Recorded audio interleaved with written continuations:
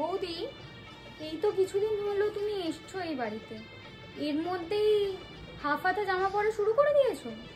মা বাবা কিন্তু একদম পছন্দ করে না। হ্যাঁ, হাফ হয়ে গেছে দাদা, এটা হাফ হয়ে গেছে, দুদিন হয়নি আমি এটা কিনেছি।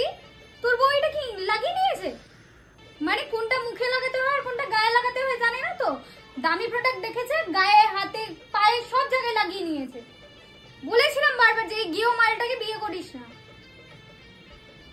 শাড়িটা কি সুন্দর, এটা আমার জন্য এনেছিস তো দাদা? আমাকে পরে বেশ ভালো মানাবে। তোমার দাদা ওটা আমার জন্য এনেছে। তোমার জন্য মানে? দাদা সবসময় শাড়ি আমার জন্য কেনে, আর নাহলে মায়ের জন্য। আমার জন্য কিনেছে।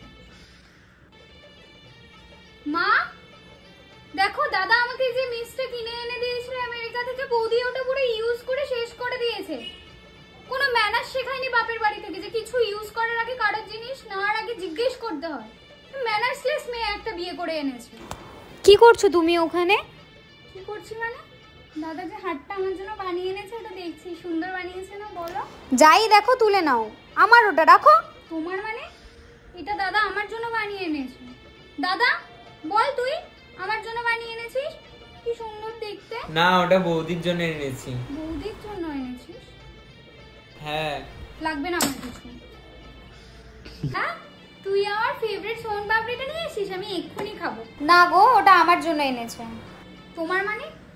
দাদা সবসময় সোন পাপড়ি আমার জন্য নিয়ে আসে, তোমার জন্য কেন আনতে যাবে? সোন পাপড়ি আমার ফেভারিট। বললাম তো তোমায়, তোমার দাদা আমার জন্য এনেছে, রাখো ওটা। আসলে বাপের বাড়িতে কখনো খাওনি তো, তাই যাই এখানে দেখো তাই মনে হয় তোমার।